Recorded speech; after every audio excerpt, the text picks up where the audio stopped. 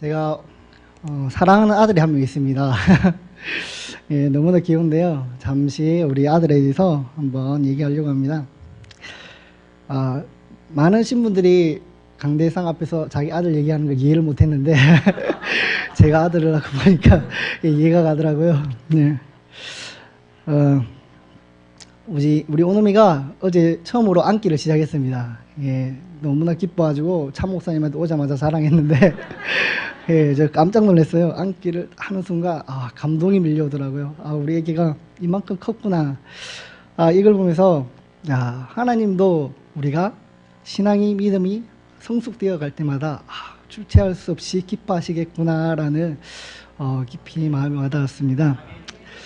그리고 우리 오놈이가 우리가 우리 아내랑 밥을 먹으면 혼자 놔둘 수 없어서 항상 옆에 대동해서 모셔놓습니다. 근데 얘가 우리가 밥을 먹을 때 너무나 간절한 눈빛으로 사슴 같은 눈으로 뚜루져라 쳐다보면서 밥을 달라고 아직 먹을 수 없는데도 얘가 먹을 수 있는 표정으로 달라고 할 때 주고 싶은 마음이 이만큼 왔는데도 줄 수 없는 이 안타까움 너무나 가슴이 아프더라고요. 좀만 더 커라. 그러면서 이 애기가 지금 갖고 놀 수 있는 치발기라고 있어요. 애기 입에 물고 노는 거 그거를 물려주고 참게 했는데 이때도 참 하나님의 마음이 느껴졌어요.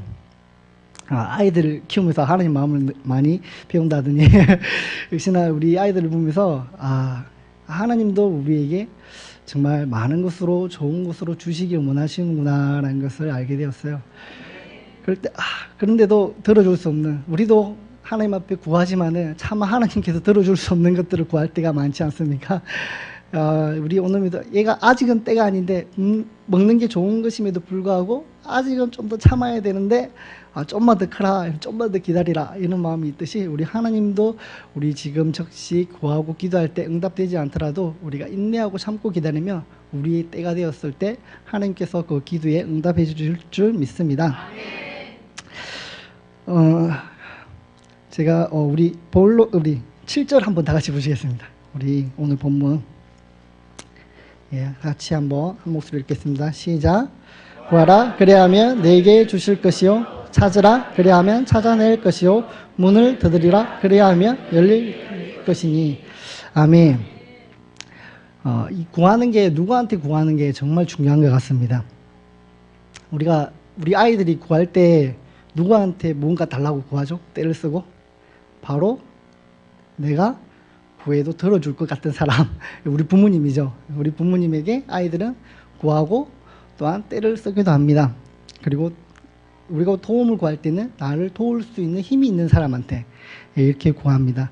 오늘 하나님께서 우리에게 구하라 찾으라 두드리라 하십니다. 누구에게요? 하나님에게.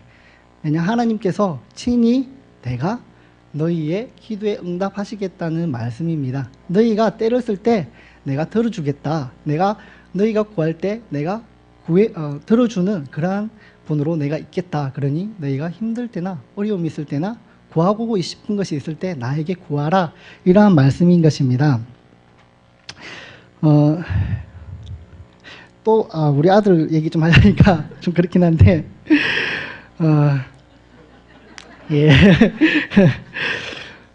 우리 아들이 여기에서는 진짜 많은 사람들이 착하다고 합니다.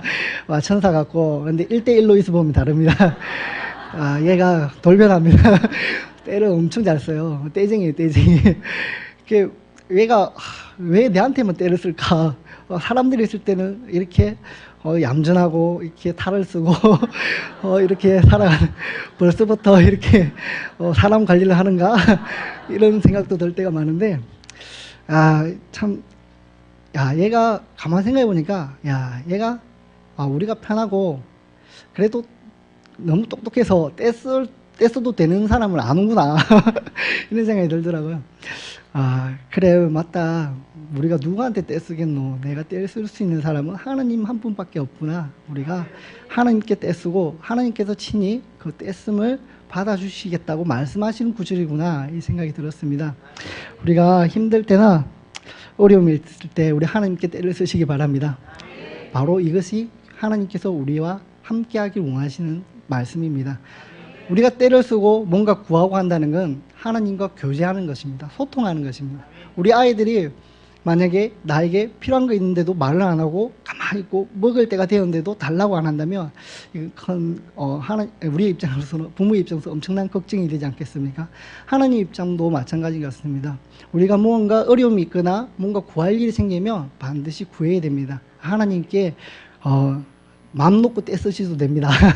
하나님은 그 모든 것을 털어주실 수 있는 분입니다. 물론 그 시기와 때는 하나님만이 아시겠지만 그래도 우리가 하나님에 대한 하나님께서는 오늘 또 보시면 뱀을 달라 하면 뱀이란 기도하면 뱀을 주겠냐 돌을 주겠느냐 내가 너에게 좋은 것으로 주겠다고 말씀하셨습니다. 우리가 기도할 때 우리에게 지금 이 순간 우리 여러분에게 우리 성도님들에게 가장 합당한 것들을 하나님께서 주신다는 약속을 꼭 믿고 먼저 하나님과 교제하는 여러분이 되시길 바랍니다.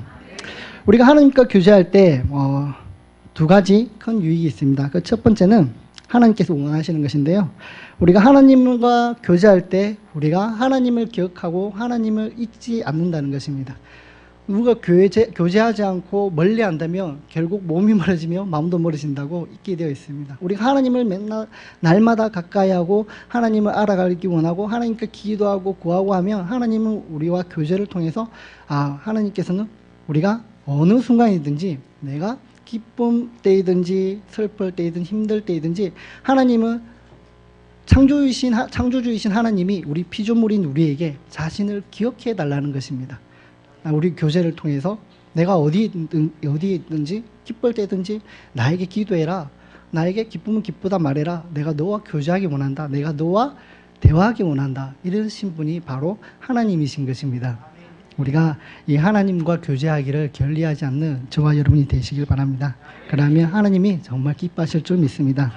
그리고 두 번째 유익이 뭐냐면 하나님이 우리에게 교제를 통해서 원하시는 것이 있습니다. 그 하나님의 마음을 알 수 있는 것입니다.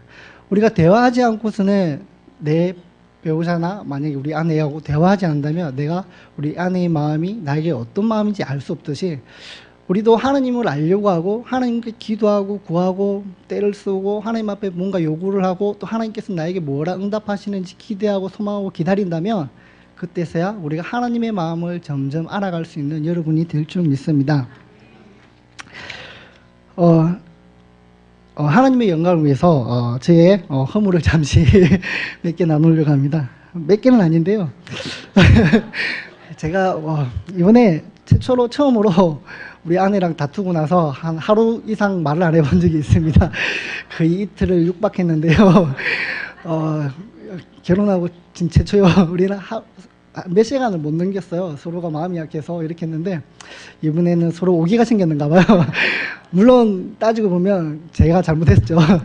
네, 우리 아내는 항상 제가 항상 게을러요. 게으르고 제가 잘 잊어버려요. 우리 아내가 뭔가를 말을 했는데 나는 대답은 하는데 기억은 안 나요.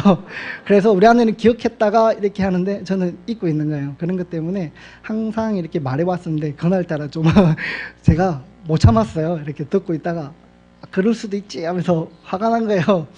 그러면서 내가 막 피곤하고 이런데 그런 말을 들으니까 화가 나가 내가 못 참고 분노를 못 참고 그냥 밖으로 나간 거예요. 그러면서 화를 좀 식히고 들어왔는데 분위기가 어색하잖아요. 말을 못 걸겠는 거예요. 말은 하고 싶은데 자존심이 생기더라고요. 그래서 버틸 때까지 버티자. 그래서 말을 안 했어요. 그래 한 이틀 지났나? 하루 지나니까 오놈이가 너무 보고 싶어요. 이게 싸우고 나니까 내가 사랑하는 아들한테 가까이 갈 수가 없는 거예요.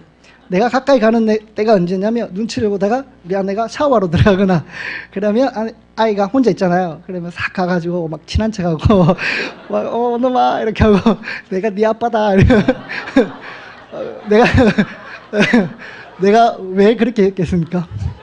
아이들은 쉽게 잊어버린다더라고요. 얘가 내가 내 얼굴을 잊어버릴까봐 나중에 내가 자기 아빠인데도 자기 아빠인지 모르면 안 되잖아요.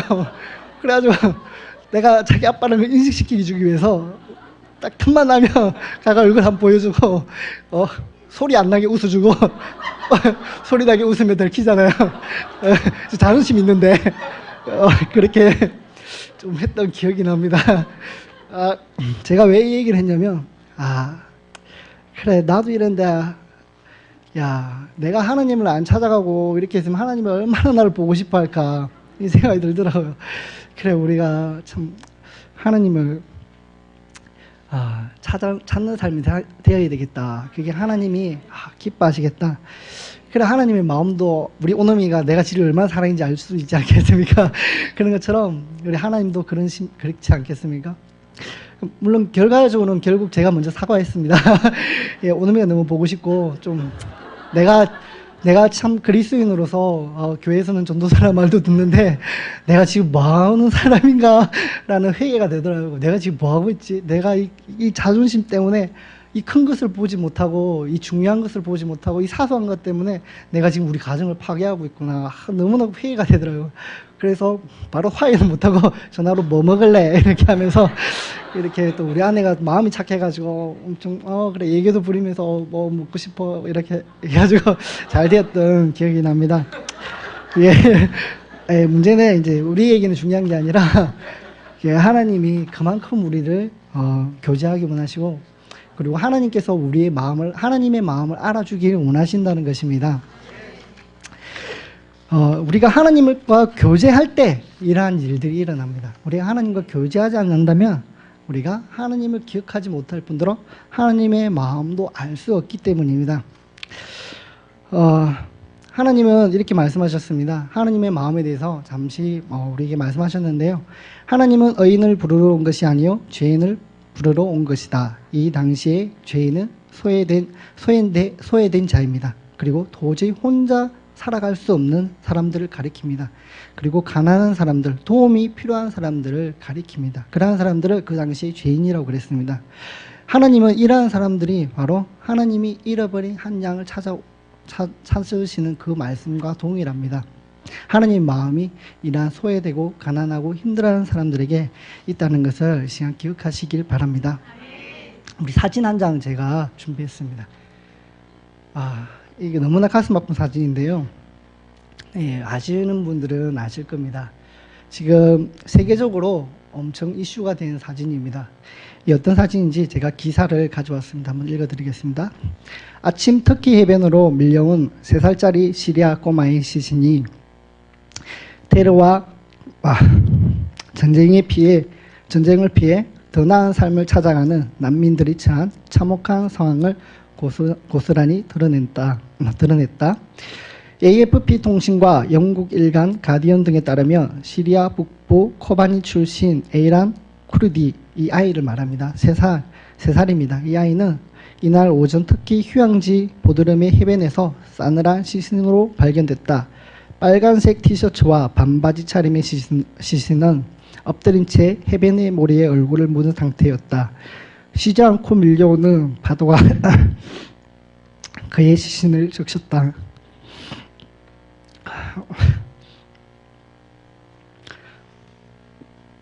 올해 초부터 고향에서 이슬람 국가 IS를 말합니다. 이슬람 국가가 쿠르드족과 잔혹한 전쟁을 벌여 가족과 함께 떠나온 쿠르디는 터키에서 소형 보트에 몸을 싣고 그리스 코스 섬으로 향해 떠났다가 보드름 해변 인근 아크라야라는 지역에서 배가 뒤집혀 변을 당했다. 그의 형도 5살입니다. 그의 형도 같은 운명을 맞았다고 외신들은 전했다. 쿠르디 일행은 태운 소형보트는 2대는 23명을 태웠는데 모두 전복돼 어린이 5명과 여성 1명 등 모두 12명이 숨졌다. 7명은 구조됐고 2명은 구명조끼를 입어 해안에 닿았지만 2명은 실종된 상태다. 저스틴 포시스 국제 어린이 구조 단체 세이버 더 칠드런 CO는 시리아에서 전쟁을 피해 도망치다 목숨을 잃은 꼬마의 비극의 사진은 너무 충격적이라며 더 나은 삶을 위해 떠나온 난민들이 처한 위험을 상기시킨다라고 말했습니다. 여기까지가 기사의 내용입니다. 지금도 세계의 한 곳에서는 이러한 일들이 일어나고 있습니다. 우리가 하나님과 교제하지 않는다면 이러한 힘들어하는 사람들이 우리의 눈에 들어오지 않을 것입니다. 우리가 하나님과 교제하지 않는다면 지금도 도와달라고 소리치는 사람들의 소리가 귀에 들리지 않을 것입니다.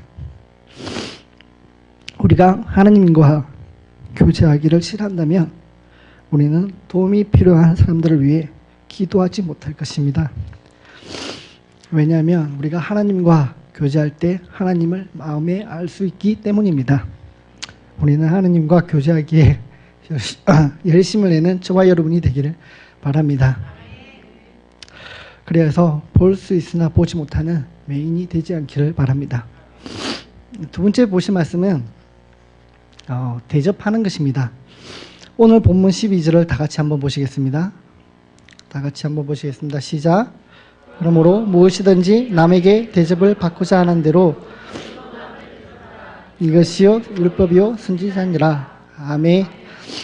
대접을 받고자 하는 대로 너희도 남을 대접하라. 이 말씀을 황금률이라고 말하기도 합니다. 하나님의 마음이 여기 있기 때문입니다. 우리가 예수님을 믿는다면 이 말씀을 꼭 기억하시며 살아가야 하기 때문입니다.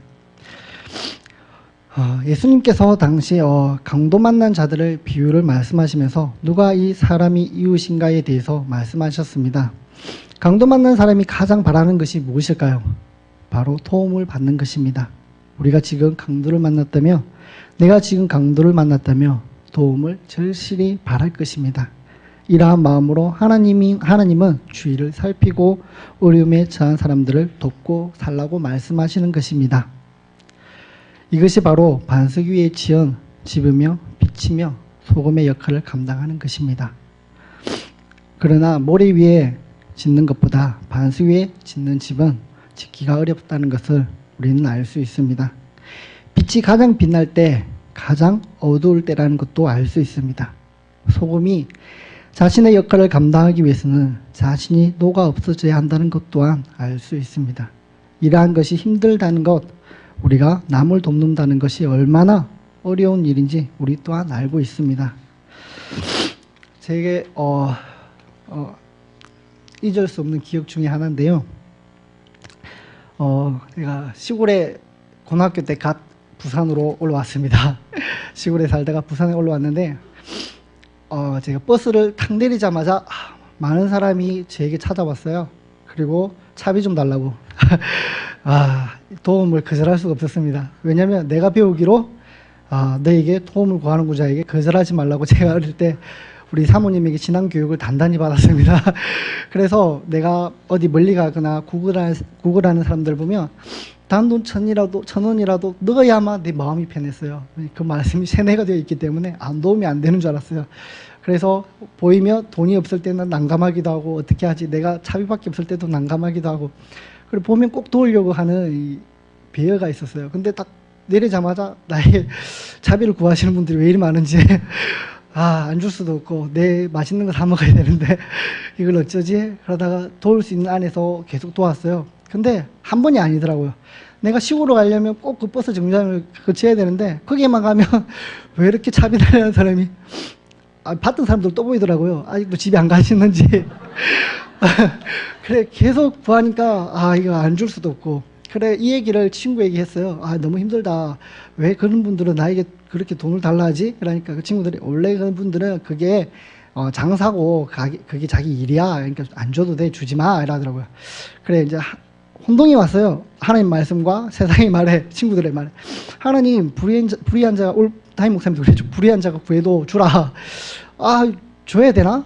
말아야 되나? 하나님은 주라 했는데 친구들은 안 줘도 된다는데 이런 혼동이 오기 시작한 거예요. 그러면서 그때는 그래도 줬어요. 근데 불과 신학하기 몇 년 전이에요. 신학하고 1년 지났나? 그때였는데 어떤 할아버지가 저에게 찾아온 거예요. 그러면서 도움의 손길을 구한 거예요. 할아버지가 간절하게 자기가 밥을 못 먹었다. 그러니까 돈 좀 달라. 내 맛있는 거 배고파서 뭐 좀 사 먹어야 되겠다.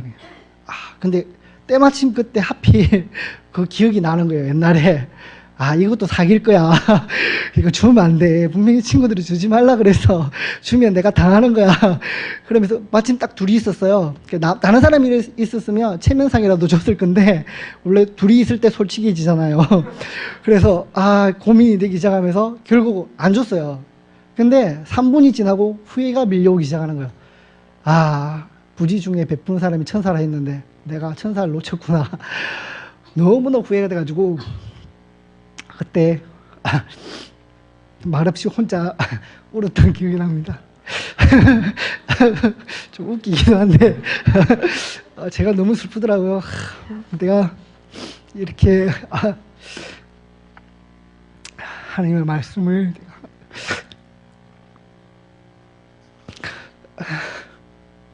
제가 원래 눈물이 많아요. 중학교 때까지만 울고라는 소리 들었습니다. 이해하십시오. 그 이후로는 그렇지 않았는데 요즘 들어 또 눈물이 좀 많아졌어요. 그래서 참 후회를 많이 했던 기억이 납니다.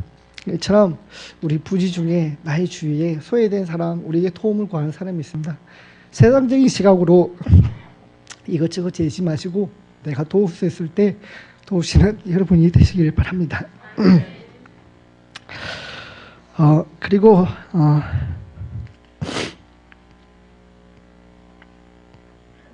이처럼 우리는 누군가를 돕는 것에 있어서 때로 너무 힘들 때가 있습니다. 자신의 것을 내어놓아야 하기 때문입니다. 자신의 행복을 나눠줘야 하기 때문입니다.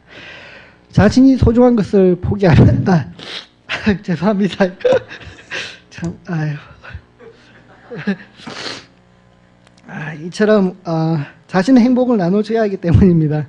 자신의 소중한 것을 포기할 때도 있기 때문입니다. 그렇지만 하나님의 마음은 우리가 이 일에 동참하기를 원하십니다. 내가 새벽교회에 처음 왔을 때 놀란 점이 있습니다. 이 교회는 내가 이전에 다녔던 교회에 없는 무언가가 새벽교회에 있었기 때문입니다. 그것은 바로 하나님의 나라와 의를 위해서 달려가는 모습이었습니다. 어떻게 알 수 있습니까? 여러분의 헌신과 박람원 새벽교회라는 열매로 알 수 있는 것입니다. 그리고 지역 주민을 돕기로 이러한 일들로 알 수 있었던 것입니다. 새벽교회에서 하는 이러한 일들이 바로 하나님의 나라를 구하는 것이고 또한 의를 구하는 일들이라는 것입니다. 이러한 일들을 할 때 이곳에는 생명력이 있기 때문에 활력이 넘쳐나는 것입니다. 우리는 힘들더라도 이러한 일들을 포기하지 않으시길 바랍니다. 하나님이 이러한 일들을 기뻐하시기 때문입니다. 우리 다시 한번 오늘 본문 마태복음 7장 12절을 다 같이 한번 보시겠습니다. 시작. 그러므로 무엇이든지 남에게 대접을 받고자 하는 대로 너희도 남을 대접하라. 이것이 율법이요 선지자니라. 아멘. 이 말씀에서 주목하여 볼 말씀은 그러므로라는 단어입니다. 앞에서 우리 하나님께 구할 때 하나님 응답하시고 너희에게 진정으로 좋은 것을 너희에게 주시리라 라고 말씀하신 후에 뒤에 그러므로 다른 사람에게 대우를 받고 싶은 대로 너희도 그를 대우하라 라고 말씀하신 것입니다. 이 말씀을 다시 말하면 너희는 하늘에 계신 아버지가 있다. 그분이 너희의 필요를 공급하실 것이다. 그분은 너희를 도울 것이다. 그분은 우리가 부를 때 응답하시기를 참으로 좋아하신다. 그분은 우리에게 돌이나 뱀을 주지 않으신다. 그분은 강하시며 너희가 이웃을 사랑할 때 너희의 편이 되신다. 그러므로 그분을 신뢰하고 위험을 감수하고 이웃을 도우라는 말씀인 것입니다. 바꿔 말하면 예수님은 그러므로라는 단어를 통해서 우리가 하나님의 나라와 의를 위해 수고하고 힘든 모든 일을 포기하지 않으시길 바라신다는 것입니다. 우리가 2000성도 20가정 선교사 파송을 위해 기도하고 수고하는 것과 지역 주민의 소외된 사람들을 위해서 힘쓰는 일들이나 그리고 박람회 새벽기를 위해 수고하는 모든 일들을 포기하지 마라. 내가 너희와 너희의 하나님이지 않느냐. 내가 너희를 돕겠다라고 우리에게 위로의 말씀인 것입니다. 마태복음 6장 34절에 보면 그런즉 너희는 먼저 그의 나라와 그의 의를 구하라. 그리하면 이 모든 것을 너희에게 더하시리라 라고 말씀하고 계십니다. 우리가 하고 있는 지금 이 일들이 때론 힘이 들어도 포기하지 않으시길 바랍니다. 힘이 들 때마다 하나님을 기억하시며 더욱 힘내시길 바랍니다. 그리고 우리가 마지막으로 보신 말씀은 바로 좁은 문으로 들어가야 합니다. 우리는 좁은 문으로 들어가야 합니다. 왜냐하면 여기에 생명이 있기 때문입니다. 마태복음 7장 13절에서 14절 같이 보시겠습니다. 시작. 좁은 문으로 들어가라. 멸망으로 인도하는 문은 크고 그 길이 넓어 그리로 들어가는 자가 많고 생명으로 인도하는 문은 좁고 길이 협착하여 찾는 자가 적음이라. 아멘. 우리가 지금 주를 위해서 수고하는 모든 일들이 힘들게 느껴지고 좁게 느껴지고 포기하고 싶을 때 우리는 끝까지 이 길을 지키시기를 바랍니다. 여기에 생명이 있다고 주님이 분명히 말씀하고 계십니다. 마태복음 7장 17절에서 18절 말씀입니다. 이와 같이 좋은 나무마다 아름다운 열매를 맺고 못된 나무가 나쁜 열매를 맺나니 좋은 나무가 나쁜 열매를 맺을 수 없고 못된 나무가 아름다운 열매를 맺을 수 없느니라. 새벽교회에서 추진하는 모든 일들과 여러분이 하나님 나라를 위해서 헌신하고 수고하는 모든 일들을 보았을 때 우리 새벽교회는 하나님이 기뻐하시는 좋은 나무가 틀림없습니다. 열매를 통해서 그 나무를 알 수 있다고 말씀하셨기 때문입니다. 우리 새벽교회가 하는 이 일들이 하나님이 기뻐하시는 이름을 믿고 포기하지 않고 끝까지 일들을 위해서 수고를 아끼지 않으시기를 바랍니다. 사람들은 알아주지 않을 수 있습니다. 때론 하나님의 마음을 모르는 사람들에게 손가락질을 받을 수도 있습니다. 그렇지만 우리가 포기하지 않고 이 좁은 길을 걸어갈 때 여기에 생명이 있으며 또한 이 길을 가는 사람들을 하나님이 도우시고 계시다는 것을 꼭 기억하시면서 하나님께 구하고 찾고 두드리고 하나님과 교제함으로 생명으로 인도하는 문을 열고 열심을 내시길 바랍니다. 기도하시겠습니다.